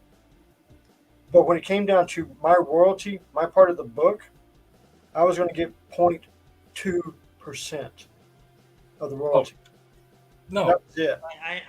But as I was pointing out, I think looking at workload numbers are just as as positive or as good, even if they're not getting paid as much. In fact, if anything, it probably says more about the times, because there were a number of comic book creators out there who are doing 2 or 3 books here, or 2 or 3 features here or there. I know Bernard Bailey, for example, he was doing the Tex Thompson story, which was like 10 pages, and also doing what I just recently found out, Gilda Gay in Jumbo Comics. So he's working for 2 different companies. Mike, do you know how much art time people have, like in manga? They publish their books every week. Mm-hmm. Yes, I'm aware of that, James. Do 15 pages a week. Yep. Every week. That means penciled, inked, lettered, and ready to go. That means they're doing 4 pages to 5 pages a day. They're treating it like a job. Amazing. It is a job. Yes. Yeah, it is a job. The guys from Black Clover, all those guys, Demon Slayer, those ladies, everybody, they're doing 4 to 5 pages a day. You know what, too? The faster pace. Screen, by the way. A lot of people don't realize this, but the faster pace lends itself to a different rhythm, which will change the creative flow, which is a plus. And it's just a different flavor, but it gives you a whole different a whole different vibe that is more energetic. Some people would say. Right. George. I mean, back in the 90s, Ah, Fantasy or fiction on the right was created over a year ago. Reality on the left, as we're streaming right now. he's on Cloud 9. Baby Joe. So George, let me ask you something. What would you do? What would you do if Mrs. Longa showed up at your door? Oh, we don't even need to go there. Come on. introduce his wife to her. I don't even know where you're going with this, Mike. Lunga would show up and slap him. It was meant to be human. It was meant to be like It missed. It missed. Look, a squirrel. Here, because I know you guys aren't used to me doing dark humor. That's why you guys haven't ever. Nope, we're not. What I'm getting at is when I was going to conventions in like 93, 94 and stuff, I was told that I needed to get it to where I could do 3 to 4 pages of pencils a day. If I was going to work at Marvel or I was going to do DC or whatever, I was being told by several people 3 to 4 pages a day. So I mean, it's 12 pages in a month. I'll take 12 pages in a month. That's a page every 2 days. That's not that big. 6 pages in a month. That's every 4 days. That's not that bad at all. That's easy workload. But when you're doing 24 pages, you have to have them all drawn, inked, and colored, and then get edited to go back and fix things. You got to do it quick. That's why comic books, and basically back then it was like the books that are coming out right now were actually done 3 months ago.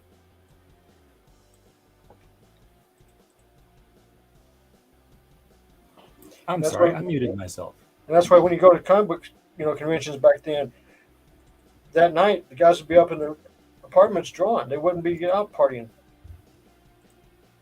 Yeah, because they're behind schedule. Exactly. Or they wouldn't be out bad mouthing. No, they were behind schedule. There's no or. There was no or. They were behind schedule. They had to get stuff done.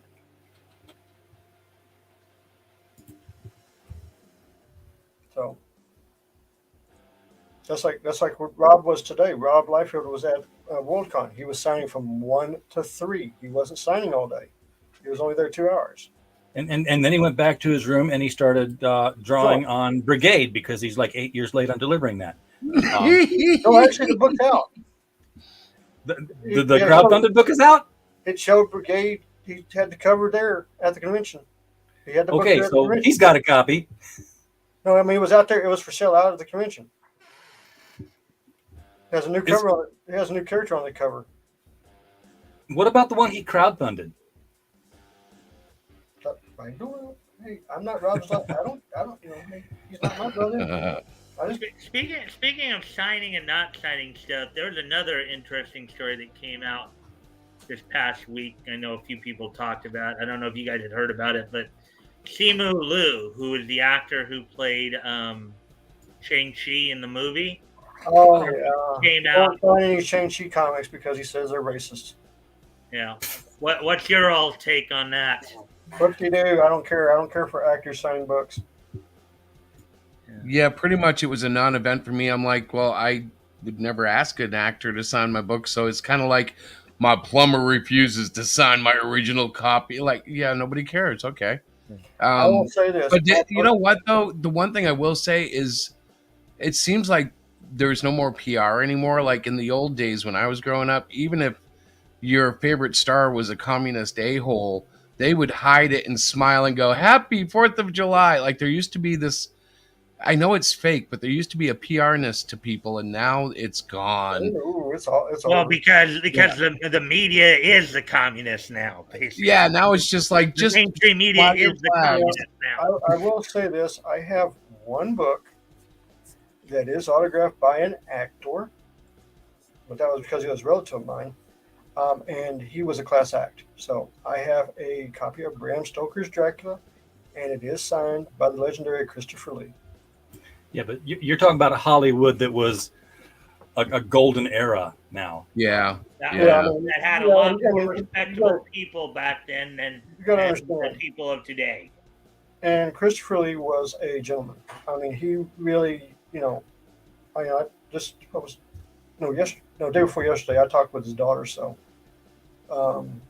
because I had lost an aunt, we had a funeral yesterday, so but that was that. So, but yeah, he was fantastic.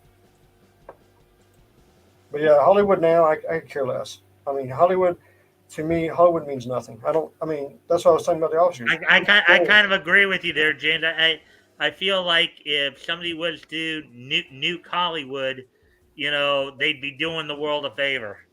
Well, I mean, you got better movies coming out. I mean, you got better movies coming out of Japan. You've got, I hate to tell you this, but there's some stuff coming out of India that's looking pretty good too. You mean there's actually going to be a movie without dancing? Was a real delight. They're not dancing in these. They're action movies, George. Yeah, but you know what the best movies are? George shows. Okay, again, how many Georges are on this panel? I was talking about you. Yes, you. Because you said about dancing. I said no, they're action-packed movies. Yeah, I know. And how many action-packed movies do you know that didn't have dancing? Quite a few. Most of them. No. Not I worked on a whole bunch of them. They all had dancing. You talking about choreograph? Raw 1. How about Raw 1? AR space ONE. Raw 1. It had dancing. Which movie? I don't know. Raw, RA space ONE. Raw 1. Don't know that one. I've never heard of that one either. Yeah, see, you guys don't know what you're talking about. Why are you talking in the first place? There you go. 2011 action movie, sci-fi, 2 hours 36 minutes, good runtime. Yep. Starring Arman Verma and Shah Rukh Khan and Kareena Kapoor. And it has a great soundtrack too. Well, I'm sure it would. But what Chris was trying to say, George, when you heard the word George and thought he was talking about someone else, was that the best movies are where, Chris? They're on George's streams when he shows those classics. Like, I know that sounds cheesy and I'm pumping up that, but I love those classic, just over the top. Here comes, like, the Batman ones are my favorite with the Robin guy that doesn't, like, I can't connect to him as Robin, but he's Robin. Like, because he's, like, not the Robin I remember from the 60s. He's even older. Are you doing the serials? All of them. Serials, movies, yes. Color, black and white. VHS. What's that? I've got them on VHS. Well, He's got them cleaned up. I got it cleaned up. Oh, well. and they're awesome. I cleaned them up. I'll tell you the one. Have you seen my Captain Marvel cleanup? Nope. Are you going to share it? Bring it up. Wait a minute. You haven't seen the Captain Marvel cleanup? Are you serious? I have. No, George, I have not seen it. Okay, Mike, can you share it? Mike, can you go to my channel and share your screen? I don't. If I knew what your channel was, but I don't think George knows how to do it. George Peter Gatzis on YouTube. Come on. Now, here's the thing. He's talking about classic, but how far back are you going on your classics? Are we talking like Buster Keaton, Keystone Cops? All of them. The range goes all the way from the 10s to the what's it? The most recent that we did was 2012. As long as it doesn't have copyright on it. Yep. If it's public domain, George will grab at it. Not even that. Not even that. But I tested through YouTube's algorithm. I've actually played movies that are under copyright, but the YouTube algorithm has deemed it not claim-worthy. Ah. Yeah. Okay, I just shared RJ. I just shared George's channel. I don't know. Mike, share your screen. Find the. He's got it shared. I'm waiting for him to get the video. Okay. I wouldn't even know where to find the video. Okay, it's right there. It's black and it's the icon's in black and white. You can't miss it. It's a big black. Did you just ask me to do it? Mystery Movie Night? No, further down. Why do I have that Gorilla song Week, from Jeopardy? Narwhal. Jeopardy. Just look for the black slates. You'll see it. Dancing in Sync. Keep going. Okay, let's see. Silk 11, Silk 10. What exactly are you wanting me to find, George? It's He's wanting you to find. It will the visual for that is a black slate. There you go. He's wanting you to Yes. find that. There we go. Okay, I found it. Share that Why with don't you say audio. Captain America, not Captain Marvel. Oh, it looked like No, RJ. we on also his shirt. did the Captain America serial too. The wisdom of Solomon, Listen to the the audio. strength of Hercules, the stamina of Atlas, Pause. the power of Pause. Zeus, Oh, I've seen this. the great. Okay, RJ, you got to kill the background audio. I'm already unmuted. How can I kill any background audio? You got music running in the background. Somebody's got music in the background there. I know it's not me, but because I can hear it too. But it's very. There you go, RJ. You're muted yourself actually. Yeah, that was the muting I intended to do, but I didn't know the music was still going. I couldn't hear it. Okay, so But go it at the sounded like go at the five. beginning. So, ladies and gentlemen, not only did I clean up the audio, but I also redid the visual effects. And listen.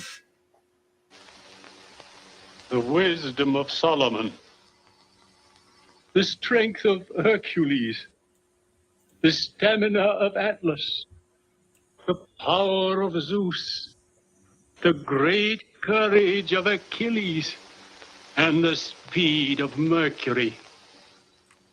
You must never call upon this power except in the service of right. To do so would bring the scorpion's curse upon your own head.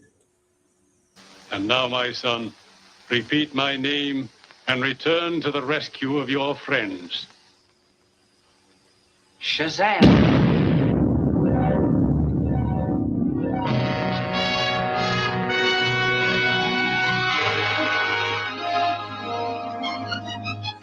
And now, my son, repeat my name and return to the rescue of your friends. Shazam!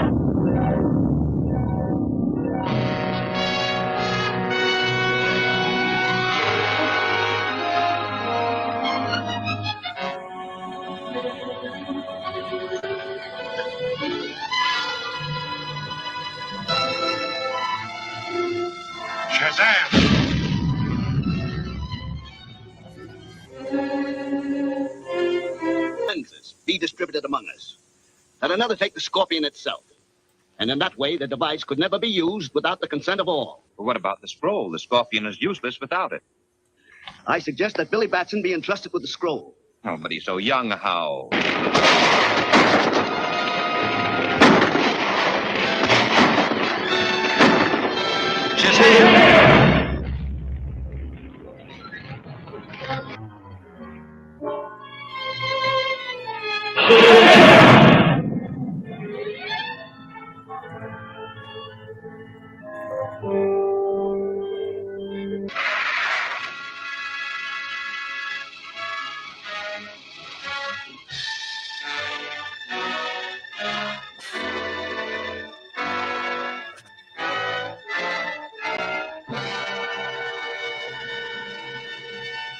With the power of these lenses, I can turn the inside of this mountain into hot, molten rock.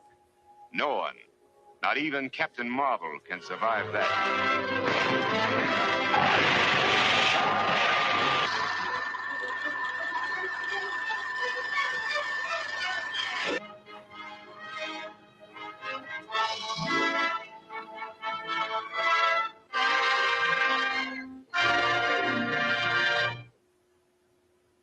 There you go.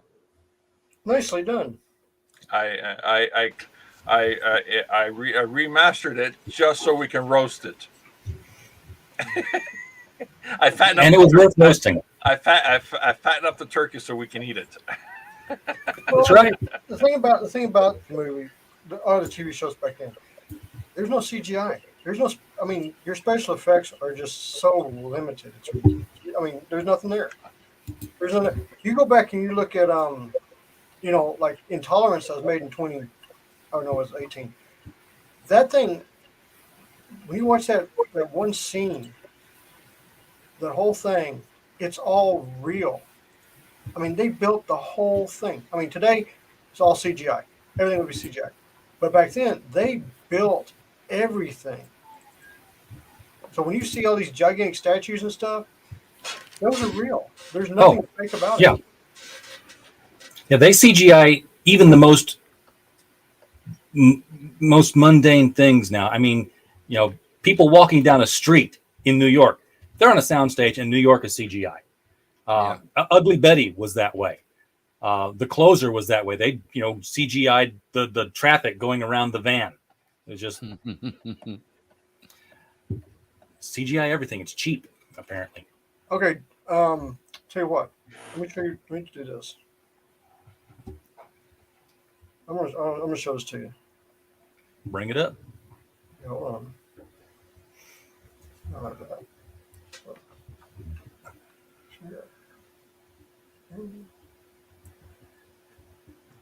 Okay, there you go. Now, everything that you're going to see here is real.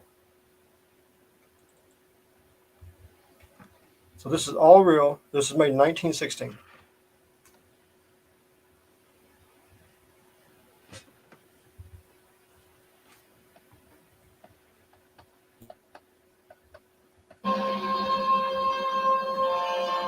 They built all that. That's all real.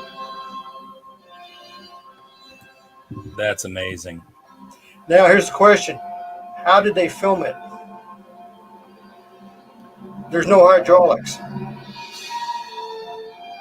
Got a guy in a hang glider holding a camera.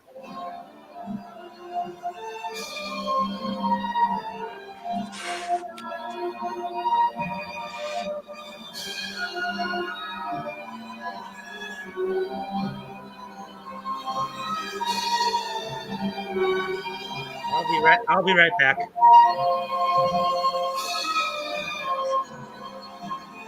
Now, the costume's a little wild, but yeah, it's 1916. Yeah. We don't even have sound yet. So.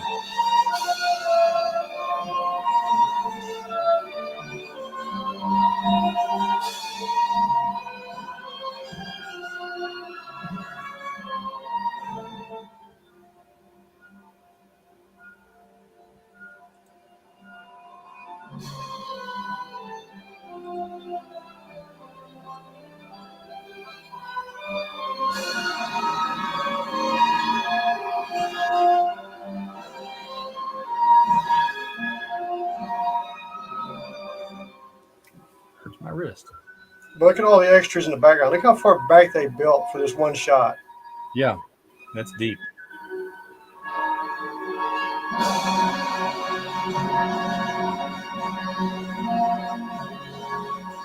Now, there's one little mistake. See if you can catch it.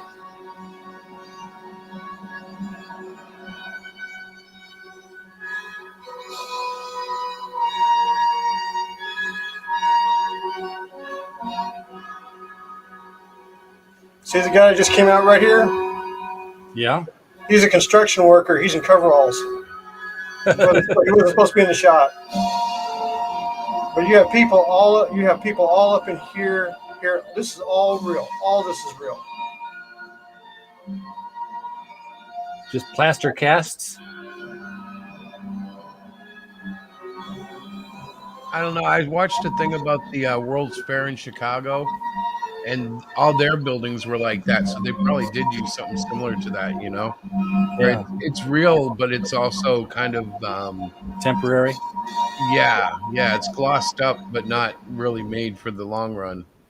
What they did, but some of the stuff's still in Hollywood.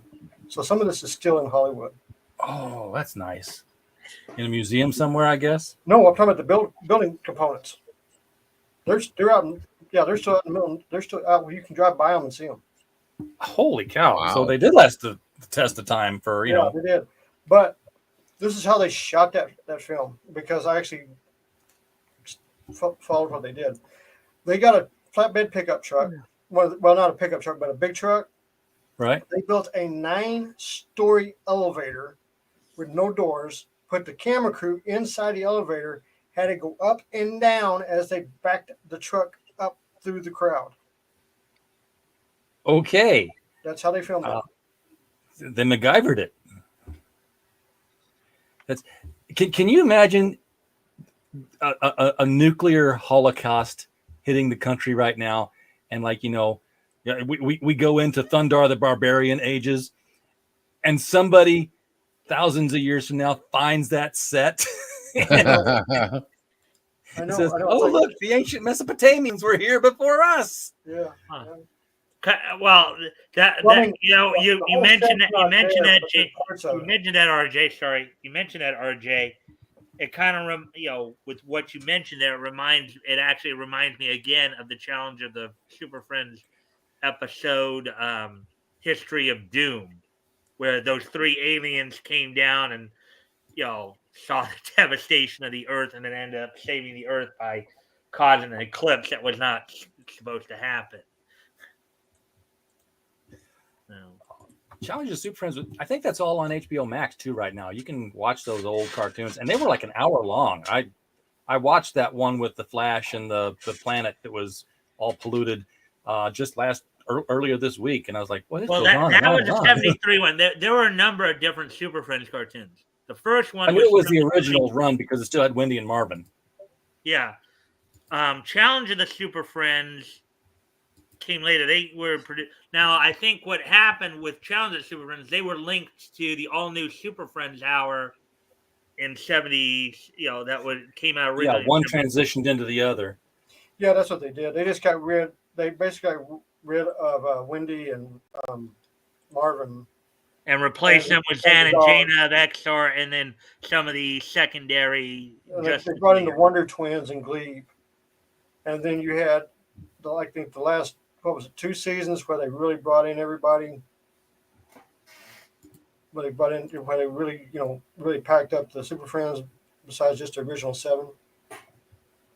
Because you had, Black Lightning, you had Apache Chief, you had a bunch of other characters come in. Yeah. Well, okay, so Black Vulcan, Samurai, Apache Chief, and El Dorado, and even Rima, that was their attempt at making the Justice League at the time more diversified. Yeah, they no, the Global Guardians. No, that couldn't be possible because they weren't woke back then, were they? No. They weren't exactly to the degree they are now, but yeah, they were at times trying to. They weren't doing it in a way to where they were putting people down to do it, but they were trying to find ways to incorporate more like ethnic minorities into shows like that. But they didn't really do it in a way that like you see them trying to do today. And it wasn't even really minorities. It was just like, hey, where are the superheroes from the other countries? Because, they're all like here in New York. They had, Fire from Brazil and Ice from Norway. Jack-O-Lantern was one of my favorites from Ireland, and Tasmanian Devil. None of those characters were in the Super Friends, but they were. You do realize they were racist, right? Jack-O-Lantern, Irish Chick, the Shamrock, all that stuff. They were playing directly on the tropes of what the country. There you go. Yep. So what was Captain America? He was a trope, yeah. Exactly. What's Captain Canuck? Right? Exactly. Hey, don't go skipping over Captain Confederacy, one of the best comic books of the indie market. Yes, that's right. Let's not forget that. Right. It was actually a good book. Or what about Captain Britain? Oh, there you go. Now we're all getting into the action here. If we're going to go Captain Britain, we're going to go with the Braddock Britain because he's actually a really good character. I mean, especially in the run of Excalibur. I mean, come on. He was the muscle. He was he was basically I would say a like 2/3 power compared to Superman. Captain You know, Britain. Now, of course, if you really want to go look at somebody that's Superman, Gladiator. yeah, Gladiator, well, he was definitely Superman. Gladiator was Superman. I don't care what anybody. But Also Gladiator, Hyperion. yeah, Hyperion was it Spec? No, what's the starts with an S, blonde haired guy, gold and Sentry? Marvel. Yeah, Sentry. He's Superman also. Yeah. But the entire Squadron Supreme was the Justice League, and that was on purpose. That was a joke. They weren't, they were just done as a parody Well, kind of thing. that's like Thanos. I mean, you know the story behind Thanos. He He's wanted to Darkseid. make, yeah, he wanted to make a version of Darkseid for the Marvel Universe, and back and forth. Everybody, you can go back and forth and look at everybody. Both sides do it. There was the previous generation of the Inferior 5 universe too, who were kind of a or a homage to the Justice League. I mean, you have Aquaman, you have Namor. I mean, you can go back and forth. Marvel took from DC, DC took from Marvel, back and forth. It's just. Well, okay, I'm talking specifically within DC too. No, there was another comic called Inferior 5 where the parents of the characters you could argue were a kind of a homage to. Yeah, they were tropes, but that was still within DC. We're talking about, Marvel taken from DC, DC taken from Marvel. Yeah. They've done it all the time. There's, what was it? There was a character. You could argue that the Jaime, that the Blue Beetle is a Spider-Man kind of character. Kind of, yeah. Oh, the current Blue Beetle, Jaime Reyes and Miles Morales. Yeah, and then there was a Spider-Man, literally a Spider-Man character in Young Justice. Did anybody ever notice that when Chris Claremont left X-Men, how quick Rogue got pushed to the back of the bus? Who? Logan? Rogue. No, Rogue. Oh, Rogue. Rogue got pushed to the back of the bus because look at. I'll tell you from the movies. First movie, she's one of the main characters. Second movie, she's hardly there. Third movie, she's almost never there. Fourth movie, she's gone. Fifth movie, she's gone. Sixth movie, she's gone. They did 6 X-Men movies? Well, they did 7. There's what, 18 of them?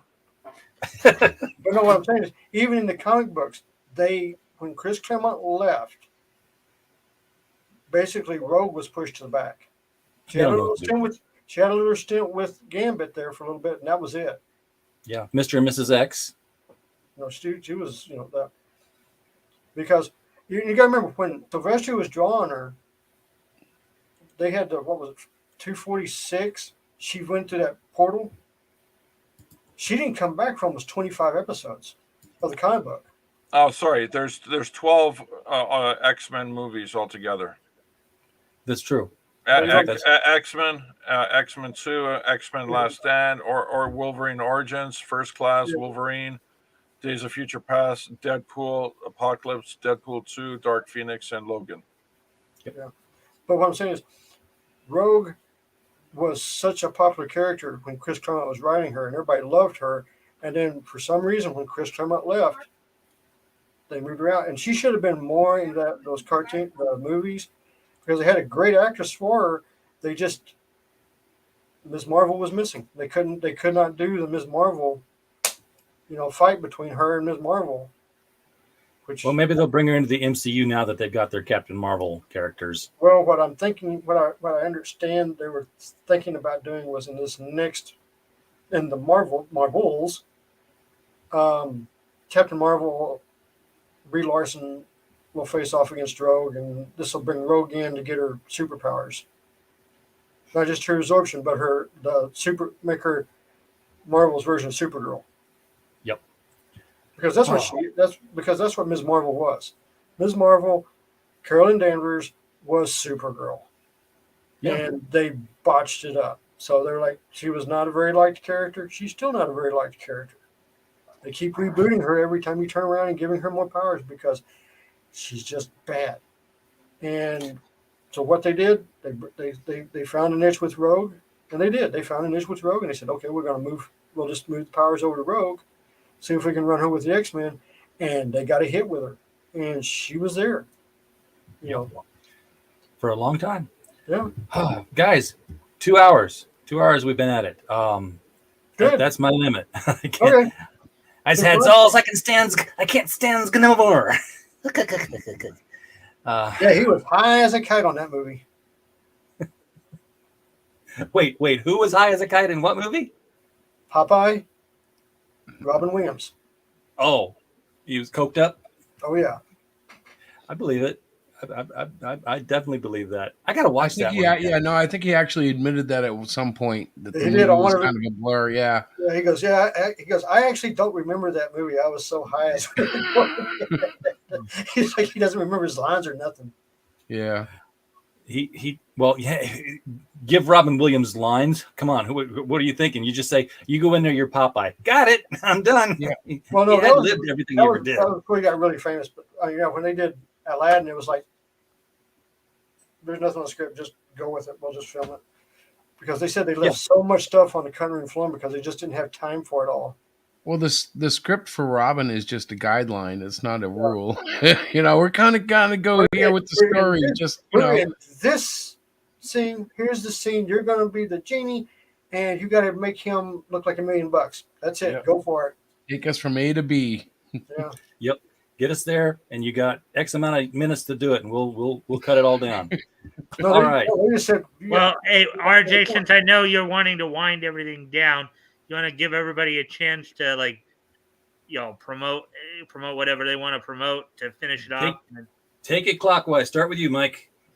All right. Well, this week on the mic, and of course Monday to Thursday, we do our Niche Newscast where we go over articles from Bounding into Comics. And this Friday, of course, we'll be doing our weekly historical comics retrospect. This week, we'll be looking at Centaur Comics that went on sale in December of 1938. We'll be looking at titles such as Amazing Mystery Funnies, Keen Detective Stories, and of course, the final issue of Little Giant Comics. As always, look forward to try to get people to come and just rediscover the wonder of what it's like when you're first reading comics and stuff like that, and just get into those worlds, And as I said, Monday through Friday, we do our Niche Newscast where we just cover, all things niche news, anime, comics, cartoons, manga, pro wrestling. So I hope to see everybody 6 p.m. Pacific, 9 p.m. Eastern, Monday through Friday. The link to Mike's channel is the Mic Stand, and it's below. It's in the description of the video, so you can find it there. Click the link, go subscribe, and you will get informed. I will tell you that much. All right, James. Hey, real simple. April 14th, Arlington Comic-Con, Arlington, Texas. I'll be there Friday and Saturday, along with other people. Come out and check us out. Steins, book 1, book 2 is out on Amazon. You can pick them both up. Book 3 is out later in August. And the Steins, Rise of the Vampires comic books, fixing to go on Indiegogo in a couple months. So watch for that. Mailer should be coming out where you can sign up by the end of this month. So all right, check it out. And your website is also a description. First of all, why do we want to drink the Steins with Mike and Jim? And why do we care about Nietzsche with Mike? Well, George, maybe you don't. We're trying to get out of here, not play games. We're rewinding. That didn't happen. And hey, okay, Chris, your turn. Oh well, hey, we're funding Trolls Exposed, an anthology about trolls through the ages. The link I just posted in the chat, and yeah, just check out the page. I don't want to give a lot of pitch here. RJ's got to get to bed or something. We're running out of time here, so. Well, it turns out that you are actually I'm filled up. Thank you, Blake's Buzz. Thank you for sending people our way. Filled up our calendar. You are on our calendar for the 11th. You and Diana will be here promoting that comic. So can't wait to have you guys back on. Been too long. Been way too long. It's going to be a blast. Yeah, get it? Critical Blast is going to be a blast. But and George, I'm going to let you. I'm gonna let you finish, but I got to talk about Taylor Swift here for a second. This week, Monday, April 4th, 7 p.m. Central, 8 p.m. Eastern. Mike Tiener will be on here with Raina. Tuesday, 8 p.m. Eastern. Luke Stone will be here with Hybrids. Wednesday at 9 p.m. Eastern. 1 hour later, Michael Oden will be here with SPQR. That stands for Senatus Populusque Romani, for those who had all the classical Latin and Roman history training in high school. And on Thursday at 8 p.m. Eastern, back to the regular time, Raze Comics, R-A-Z-E, right, Mike? Raze Comics will be here. So we got a full week. Hope to see y'all here. George, what's going on? Because you got a plushie. Congratulations. It's a boy. It's a boy.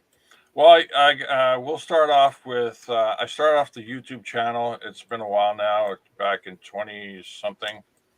And then I made some videos. After I made those videos, I quickly delved into more work. From there, the crash of 2008 happens. It wasn't really good. But right after the crash of 2008, I continued to do more videos on my channel. And then I had, a Star Trek video that lasted about 10 minutes called Doomsday Machine. The Doomsday Machine video was an experiment that I did to see if Star Trek, the original series, was actually widescreen or not. Did it work in widescreen? And lo and behold, it actually did, but no one really paid attention. Only 30,000 people viewed it. Paramount, only 30,000 people. Paramount didn't take notice until, was it 2015, 2016, where I actually contacted their licensing company to show them how they can do a brand new stand for their starships, which would make the starships sit naturally on a stand rather than poke a hole at their bottoms. And next thing you know, in 1 week, I got copyright claims on my YouTube channel. Anything that I did Star Trek related started happening. No good deed goes unpunished. Exactly. And then I turned around and I didn't think anything of it. But then when I saw that the stand, the unique stand that I had pitched them, was being now put into the mainstream, I shrugged my shoulders. It wasn't my property, so I didn't really care. But it was a good thing to see, something that would help other people create stuff. And then it turned out that after the algorithm changed, they started to say, well, you need 1,000 hours, 1,000 viewers and 4,000 hours, and then you can get money and all that stuff. So I decided to wipe my channel away, my YouTube channel, and move the majority of it to BitChute. I left one video on there just for giggles. It was the joking half-hour cartoon, which is the very first video on my YouTube channel now, because I wiped everything else before that. I had other videos that sat on that channel for some time. I even had a video about toothpaste. It's a really interesting thing about toothpaste. Apparently you have a video about Testify too, because when I was looking on it. Yes, that was my memorial to Testify, which was just as popular as my toothpaste video back in 2000.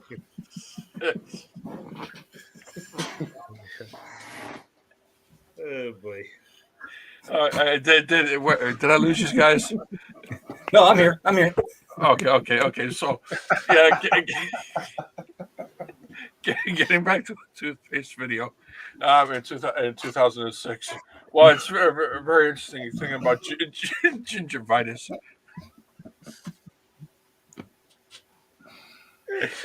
Oh boy. Did you know gingivitis is like a combo? I think my AARP card just came. Yeah, gingivitis is like a comic book villain. In fact, gingivitis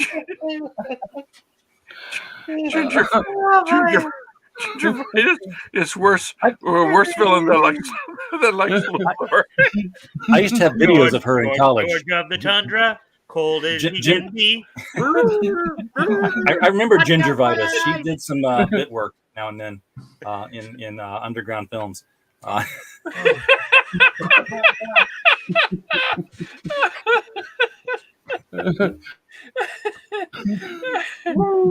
Bit work. Yeah, I didn't even know I made the joke. Wow. What? Okay. This Let's is what stop before we happens, keep going everybody on, in the chat. We go for 2 hours and we just get kind of punch drunk, and then the show's over, which is really when the show's getting started. Remember to everybody brush your teeth. Don't be a supervillain, because gingivitis is right there. Hey, believe it or not, if Todd McFarlane would have been in this chat, he'd probably taken that name and ran with a villain. All right. I'm not Everybody in the chat. He's Shelby's chat. He goes over there all the time. Yeah, you're gonna do. Trick never worked. This time for sure. We I lost guess somebody. Chris left us. Chris left. Yeah, Okay. Oh, we're still running. I think the tears in his eyes kind of blurred out his button clicking. All right. All right, So, guys. That was What we've got here is failure to communicate. everybody in the chat, thank you for being here tonight. We don't have a show without you, and no, that doesn't mean you should run off because we shouldn't have a show. We appreciate you being here, and as always, while you were here, we just hope you had a blast. Good night.